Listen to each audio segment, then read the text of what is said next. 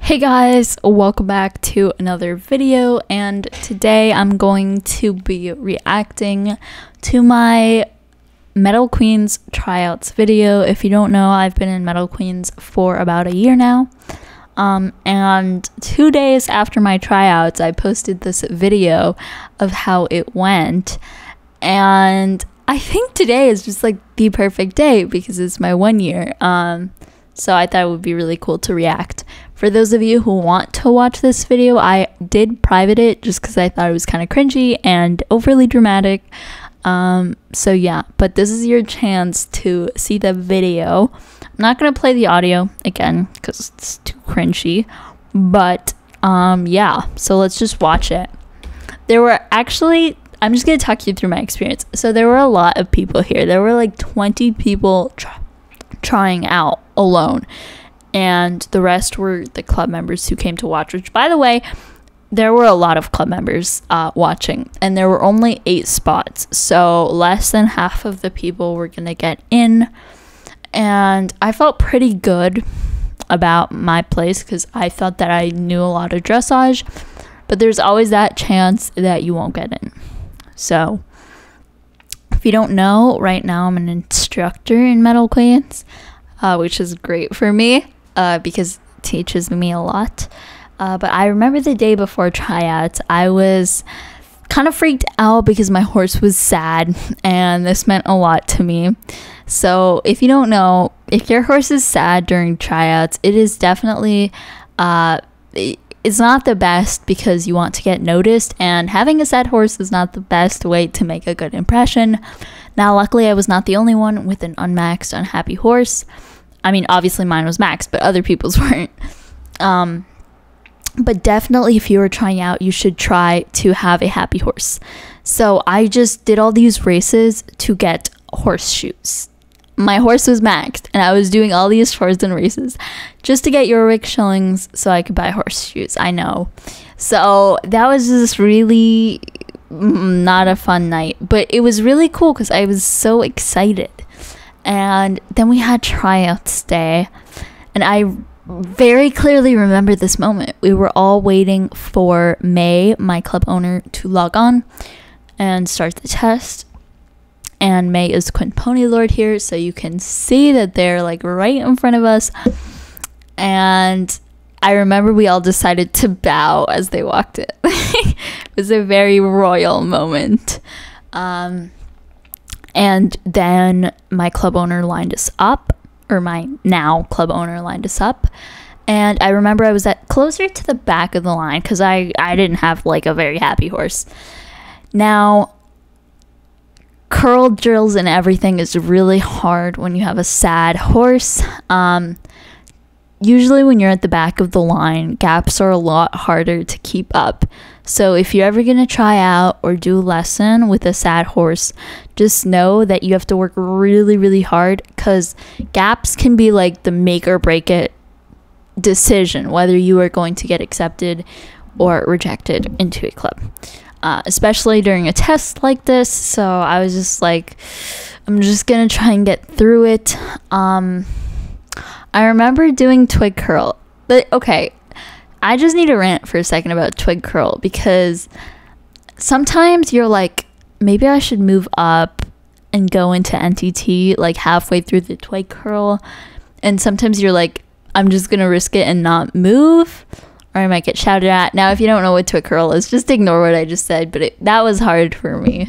And yeah, so we just started with beginner moves, and we had so many people. We had to go into this 4 lines thing, and this was really probably the messiest part of tryouts because we had people doing advanced moves in like really tight lines. So as you might know, like, people got confused. I remember the person in front of me went AFK like 3 times. That is just the worst part because then you have to like recount your order multiple times. So luckily it was all good though. But that's definitely one of the hardest things is when someone leaves a line especially if they're closer, like in front of you, you have a high chance of messing up directions because the owner doesn't redo the order. So if you mess it up, it just looks like you messed up, but actually it's because someone left. So that was hard. Here was like the more elite part of the test, and I actually see one of my now club members in the line. If you see song Blue Star, that's actually Azul. Azul is now with me in the club, so Azul, if you're watching this, like, hi. So that's actually really cool to see, like, my fellow club members doing tryouts back then. I also see Audrey and Bagel. Audrey is Adriana Springfeather and Bagel is Bianca Dolphin Fish or Dolphin Wave. They're actually not in the club anymore. But anyway, so, oh my gosh, and Kiwi is on the far right. Kiwi's Lily Seapath on the very right. I love you, Kiwi. Okay, so at this point, we were doing this thing called the maturity test.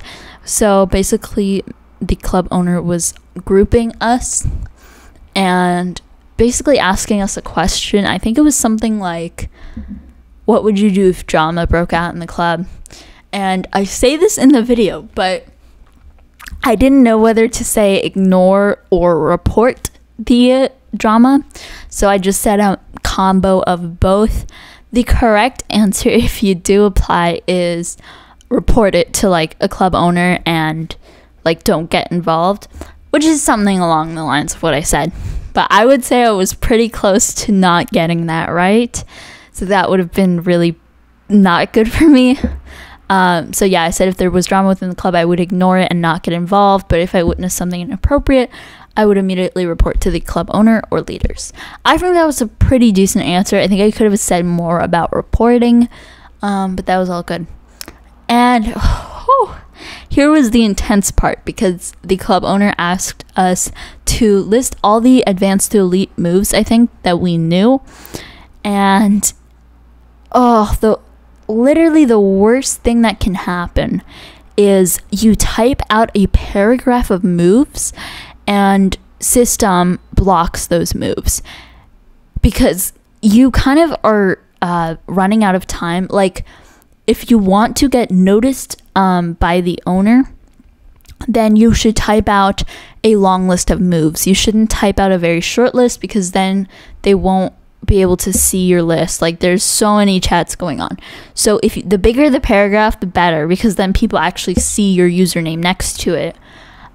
So I put as many dots in there as possible just to make sure that system wouldn't block it out, which worked, by the way.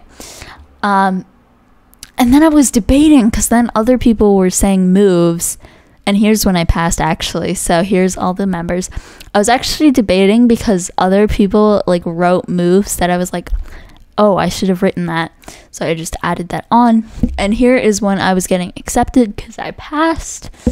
I think I actually remember all these people. So it goes, oh my gosh, wait, I need to stop this so I can read. So to the left of me is Audrey, Bagel, Peaches, Warrior, and then Sapphire. I can't believe I remember all these people.